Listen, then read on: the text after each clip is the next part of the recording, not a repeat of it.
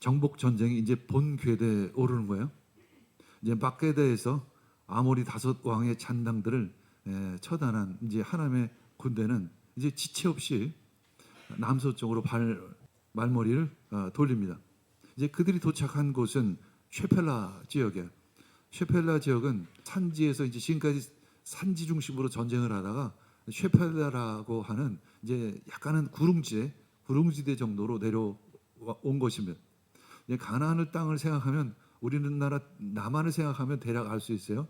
오른쪽에 태백산맥이 가로로 있죠. 그리고 넘어가면 동해안이 있고, 그리고 왼쪽으로 보면 이제 평지로 내려왔다가 왼쪽에 서해안이 있는 것처럼 이제 가나안 땅 왼쪽엔 지중해가 있죠. 역시 비슷합니다. 가나안의 오른쪽 부분은 산맥이 있고 왼쪽은 이제 평지가 되죠. 그래서 이 림나 지역은 에서 이 평지로 내려오는 중간 정도 지역, 그래서 높지 않은 구릉지대 지역에 있는 성입니다. 그래서 쉐펠라, 이 지역을 쉐펠라라고 얘기하는데 낮은 땅이라는 의미를 가지고 있어요. 보통 이제 해발 100m에서 한 450m 정도 되는 그런 지역입니다. 특별히 이 림나는 남쪽에 이제 이집트가 있잖아요. 당시 이집트는 어마어마한 대국이죠. 가나안 혹은 그 북쪽에는 많은 나라들의 어떤 교역로가 있는 그런 지역이었습니다. 한마디로 전략적 요충지. 이제 이스라엘이 첫 번째 타켓은 림나성입니다. 히다라는 의미를 가지고 있어요. 아마도 석회암이 주로 석회암 지질이 되어 있지 않았나. 그래서 희었던 것이죠. 비교적 평탄한 지역으로 이스라엘 군대는 파죽지세로 이곳을 점령하게 됩니다. 이제 그 다음은 이제 림나를 점령한 이스라엘은 라기스를 점령하게 돼요. 남부 지역의 강력한 요새이죠. 이 역시 이집트와 가나안을 잇는 아주 무역로를 지키는 아주 전략적인 요충지이죠.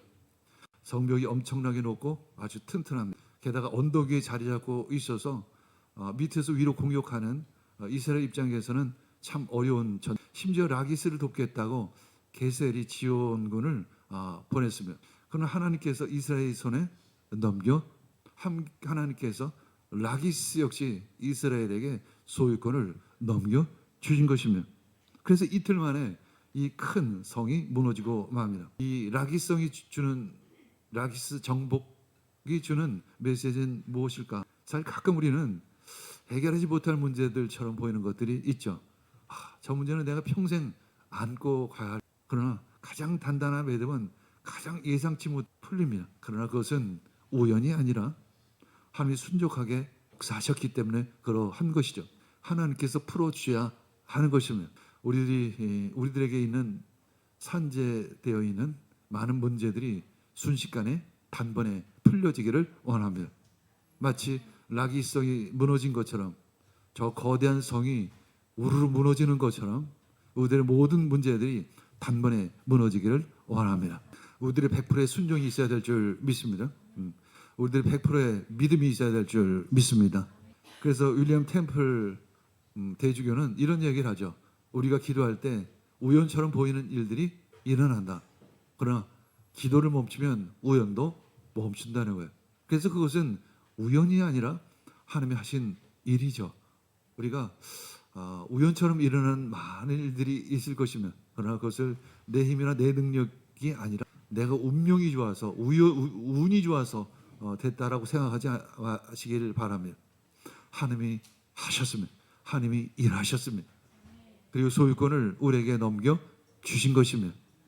그래서 우리는 끊임없이 무릎 꿇고 기도해야 하는 거예요. 이제 라기스를 점령한 이스라엘은 그 오른쪽에 있는 에글론을 향해 달려가죠. 그들은 동쪽으로 이동해서 에글론으로 향합니다. 이곳 역시 쉐펠라 지역에 속해 있어요. 뭐 그렇게 높지 않은 지역이죠. 이미 사기가 하늘을 찌르는 이스라엘 군대 앞에서는 이 에글론 역시 바람 앞에 등불이었습니다. 에글론은 아모리 족속의 왕이 다스리던 곳이 아모리와 관련된 예언이 드디어 이루어지는 순간입니다. 우리는 사실은 말씀을 그렇게 잘 알지 못하기 때문에 그냥 아모리 그러면 그래 그 가나안에 옛날에 아모리라는 족속이 있었나 보다라고 생각하겠지만 여호수아 입장에 그렇지 않을 것입니다. 여호수아서 1장 8절을 보면 이 율법책의 말씀을 늘 읽고 밤낮으로 그것을 홍보하여 이 율법책이 씌워진 대로 모든 것을 성심껏 실천하라. 그리하면 네가 가는 길이 순조로울 것이며 네가 성공할 것이다. 이렇게 하나님께서는 여호수아가 이제 지도자로서 이스라엘 백성들을 이끌고 정복 전쟁에 나갈 때 이 메시지를 주시는 거예요. 우리가 아들이 어떤 첫 출근할 때 어떤 메시지를 주시겠어요? 열심히 상관에게 잘 듣고 열심히 일해 이렇게 얘기할 텐데 하나님 우리에게 말씀을 묵상하라고 말씀대로 살라고 말씀하여요. 왜 말씀대로 살라고 하실까요? 그리고 왜 말씀을 묵상하라고 하실까요? 여러 가지 이유가 있겠지만 우리 삶 속에서 이루어지는 일들을 말씀에 비추어 보라는 것입니다. 그래서 이것이 우연이 아니라 하나님의 말씀대로 하나님의 뜻이 이루어졌구나라는 것을 보라는 것입니다. 자, 우리 한번 보시길 바랍니다. 어떤 일이었나? 아모리 족속이 지금 패해진 거예요. 지금까지 전쟁 중에 대부분 나라들이 아모리 족속이에요. 자, 모세오경. 특히 하나님께서 여호수아에게 읽으라고 했던 것은 모세오경이었을 것입니다. 창세기에 기록된 700년 전의 이야기예요.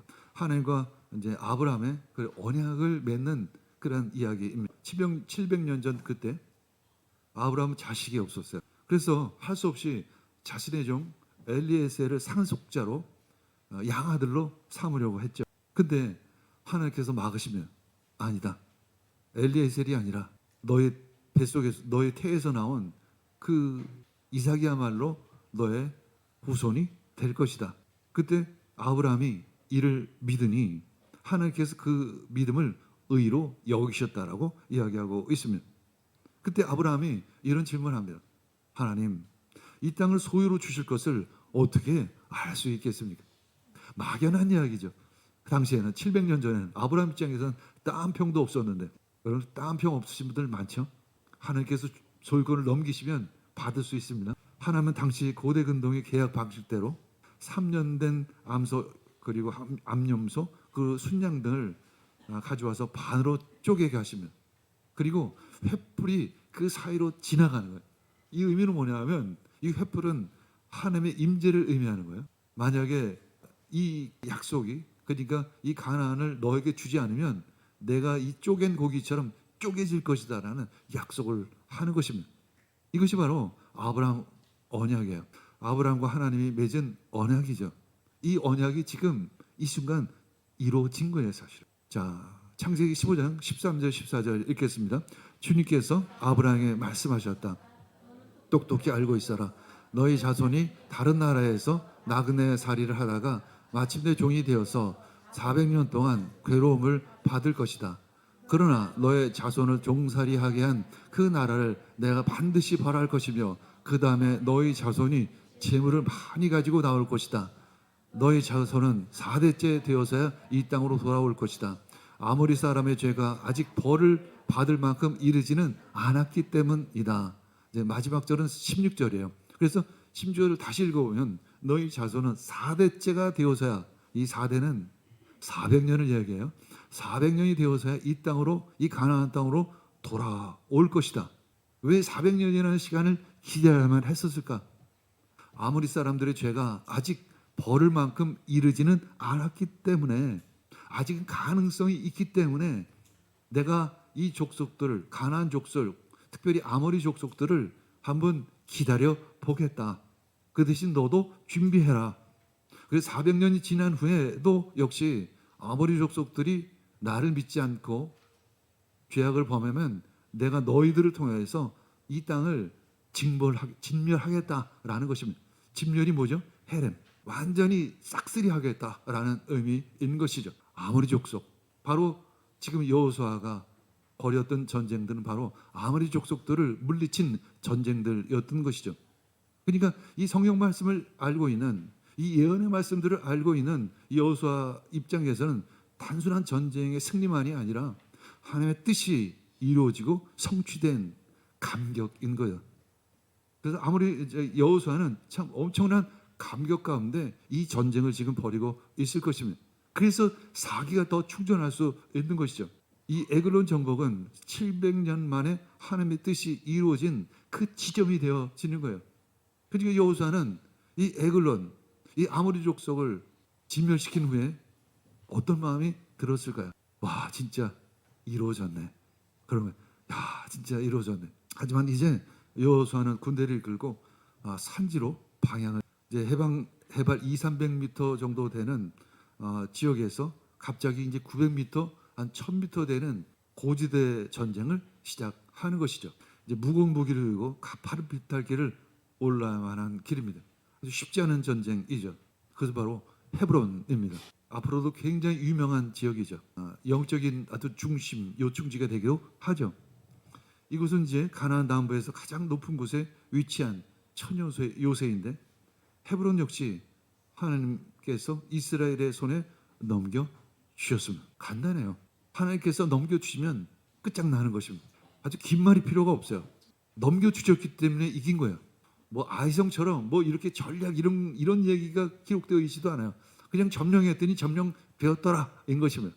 헤브론은 또 어떤 의미가 있을까요? 창세기 23장 19절에서 20절 이렇게 했습니다. 그렇게 하고 나서 비로소 아브라함은 자기 아내 사라를 가나안 땅 마므레 근처 곧 헤브론에 있는 막벨라 밭굴에 안장하였다. 이렇게 하여 햇사람들은 그 밭과 거기에 있는 굴 묘지를 아브라함의 소유로 넘겨 주었습니다. 한번 아브라함 입장에서 생각을 해보시죠. 아브라함이 꿈과 비전이 있었습니다. 이 젖과 꿀이 흐르는 가나안 땅에 대한 비전을 하나님께서 주셨어요. 이제 아브라함은 이제 늙어서 죽을 때가 다 된 거예요. 근데 지금은 땅 한 평조차 없는 지경이에요.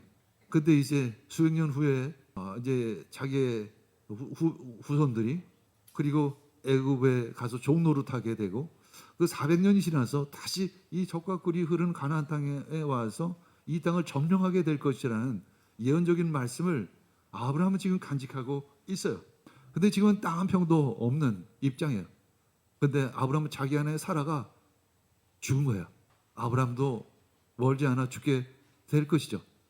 그래서 아브라함은 마므레 근처 헤브론에 있는 막벨라 굴에 사라를 안장하려고 하는 것이죠. 그래서 그 햇사람에게 그 밭을 사서 그 굴을 무덤으로 삼아서 아내 사라를 안장시키는 거죠. 그래서 막벨라 굴은 아브라함, 이삭, 야곱 그리고 사라와 리브가 레아까지 이 믿음의 조상들이 묻힌 가족 묘지가 있는 곳입니다. 물론 요즘에 그렇게 묘지에 대해서는 그렇게 애착이 많지 않지. 당시에 묘지라고 하면 마치 고향과 같은 지역이죠. 아브라함은 어떤 마음으로 막벨라 굴을 샀을까요? 그렇죠? 잊지 말. 후손들에게 하나님의 꿈과 비전을 잊지 말라. 가나안에 대한 비전을 잊지 말라는 것입니다. 이스라엘은 숨 돌릴 틈도 없이 다시 남쪽으로 내려가 드빌을 점령하게 돼요. 드빌은 이제 산지의 끝자락에 이제 헤브론 밑에 있는 지역입니다. 역시 하나님의 군대 앞에서 드빌 역시 무릎을 꿇고 맙니다. 이제 정리하는데 성경에서는 이렇게 정리하죠. 가데스 바데아에서 가사까지와 밑에가 가데스 바데아, 그 왼쪽이 지중해 근처가 가자 이렇게 되어 있죠. 그리고 고센 땅, 오른쪽에 고센 땅이 있고 위쪽이 기본이죠. 맨 기본까지 쳤더라 이렇게. 그래서 이 지역을 한마디로 점령하게 되는 그런 말씀들이 기록되어 있는 것입니다. 하나님께서 우리 교회를 통해서 마포 땅을 점령하고 온 열방을 정복하게 하실 줄 믿습니다. 35절 보면 읽겠습니다. 시작. 그들은 그날 그 성을 점령하고 칼로 그 성과 그 안에 있는 모든 사람을 무찌르고 라기스에서 한 것과 같이 그들을 전멸시켜서 희생제물로 드렸다. 점령하다라는 단어를 묵상하시길 바랍니다. 원래 의미는 그들이 낚아챘다, 포획했다라는 거예요. 사냥꾼이 짐승을 덫이나 그물로 확 낚아채는 것을 의미해요. 하나님께서 우리에게 소유로 주셨습니다. 우린 가만히 있으면 될까요? 낚아채야 눈 감고 있으면 안 됩니다. 자면 안 돼요. 열심히 일해야 하는 거예요. 여호수아 본받아 열심히 일해야 될 줄 믿습니다. 하나님이 우리들에게 소유권을 주실지라도 우리는 열정을 가지고 믿음을 가지고 100% 순종을 가지고 100%의 열정을 가지고 낚아채시기를 원합니다. 그것이 하나님의 일을 그리고 세상의 일을 하는 방법과 태도인 줄 믿습니다. 40절 읽겠습니다. 이와 같이 시작. 이와 같이 여호수아는 온 땅 곧 산간지방과 내백지방과 평지와 경사지와 그들의 모든 왕을 무찔러 한 사람도 살려두지 않았으며 이스라엘 주 하나님의 명령을 따라 살아서 숨쉬는 것은 모두 전멸시켜서 희생제물로 바쳤습니다. 아까 첫 번째는 낚아채는 거예요. 두 번째는 남기지 않은 거예요. 남기지 말라는 거예요. 진멸하는 거예요. 느낌이 비슷해요, 사실은. 남기지 말라. 그 생존자를, 죄의 씨앗을 남기지 말라는 거예요. 죄의 씨앗을 남기지 말라는 거예요. 100% 깨끗이 하라는 거예요. 청소 좀 깨끗이 해. 이런 거예요. 먼지 없이 아주 깨끗이 해. 이런 거예요. 명령을 따라 정확히 그대로 하라는 뜻이에요. 100% 순종인 거예요. 진멸하여 바치다. 이것도 역시 100%의 순종을 의미하는 거예요. 100%의 죄를 깨끗이 하는 것을 의미하는 거예요. 헤렘의 완성이에요. 헤렘의 완성. 진멸하다의 의미를 가지고 있죠. 이 진멸하다에는 두 가지가 있어요. 그 진멸하다는 의미와 두 번째 바치다. 한마디로 성별해서 제사로 드리는 의미가 있는 거예요.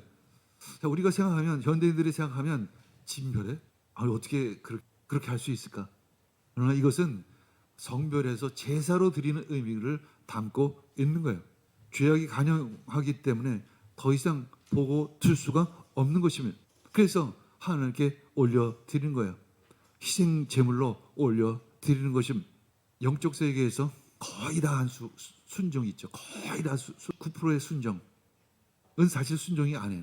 이 순종이 바로 이런 99%의 순종이 가장 위험한 형태의 불순종, 가장 위험해요. 하나도 순종하지 않는 사람, 순종할 기회가 있어요. 회개할 기회가 있습니다. 애매하게 순종하는 것. 많은 현대인들, 현대 성도들이 그렇죠. 애매하게 순종하죠. 적당히 순종하면. 그러나 영적인 것이 더 정확해요. 영적인 것이 더 분명해요. 오, 본문 말씀 보세요. 남기지 말라는, 진멸할, 낚아채라, 뭐 이런 단어를 쓰잖아요. 갈라디아서 3장 13절 14절. 그럼 100%의 순종이 어떤 일들을 만드실까요? 자, 읽겠습니다. 시작. 그리스도께서 우리를 위하여 저주를 받은 사람이 되심으로써 우리를 율법의 저주에서 속량해 주셨습니다. 기록된 바 남에 달린 자는 모두 저주를 받은 자이다 하였기 때문입니다. 그것은 아브라함에게 내리신 복을 그리스도 예수 안에서 이방 사람에게 미치게 하시려고 우리로 하여금 믿음으로 말미암아 약속하신 성령을 받게 하시려는 것입니다. 예수님의 십자가는 100%의 순종인 것입니다. 100%의 순종으로 말미암아 하나님의 뜻이, 하나님의 말씀이 100% 성취되어지는 것이죠. 그것이 바로 십자가 전쟁인 거예요. 그래서 헤렘의 의미는 바로 100%를 의미해요. 100%의 의미를 가지고 있습니다. 100%의 죄의 척결, 100%의 순종, 그리고 100%의 승리를 이야기하고 있는 거예요. 100%의 승리를 거머쥐시기를 원합니다. 낚아채시기를 원합니다. 41절 읽겠습니다. 또한 여호수아는 가데스 바네아에서 가사까지 그리고 온 고생 땅뿐만 아니라 기브온에서 이르기까지 모두 물리쳤습니다. 모두 물리쳤습니다. 모두라는 거예요. 남김없이 땅까지 이르는 경계가 없는 구원이라는 의미를 가지고 있어요. 끝장을 내는 거예요. 한마디로 하나님은 끝장을 내십니다. 애매모호하지 않으세요. 우리를 대하실 때는 자비해요. 우리를 대하실 때는 궁휼함으로 대해요. 그러나 하나님이 일하실 때는 100%예요. 10장 41절 읽겠습니다. 주 이스라엘 하나님이 이스라엘 편이 되어 싸우셨기 때문에 여호수아는 단번에 이 모든 왕과 그 땅을 손에 넣었다. 이 단번에다라는 단어도 엄청난 단어입니다. 피함, 시간적인 횟수나 혹은 경우라는 의미를 원어에서 담고 있는데 초자연적인 속도를 이야기하고 있어요. 아주 끝장을 내는 거예요. 그냥 단번에, 아주 순식간에. 히브리서 10장 11절 12절 예수님께서 단번에 지성소의 문을 여신 것처럼 읽겠습니다. 시작. 모든 제사장은 날마다 제단에 서서 직무를 수행하면서 똑같은 제사를 거듭 드리지만 그러한 제사가 죄를 없앨 수는 없습니다. 그러나 그리스도께서는 죄를 사하시려고 단 한 번에 영원히 유효한 제사를 드리신 뒤에 하나님 오른쪽에 앉으셨습니다. 단 한 번의 예배로 승리하시기를 원합니다. 여러분들 이게 우리 매일 예배 드리죠. 사실은 일주일에 여러 번 예배를 드려요. 그러나 한 번 한 번이 단 한 번이 되기를 축복합니다. 근데 진짜 어느 순간 이 기도를 받으셨구나. 어느 순간 이 예배를 받으셨구나라는 딱 그 영적인 느낌이 있어요. 그때 기적이 일어나요. 그때 암이 떠나기도 하고 모든 문제가 사라지기도 하고 판이 영적인 판도가 완전히 바뀌기도 하는 것. 그러니까 단 한 번에 그 예배 드리시길 원합니다. 단 한 번에 깊은 기도를 드리시기를 원합니다.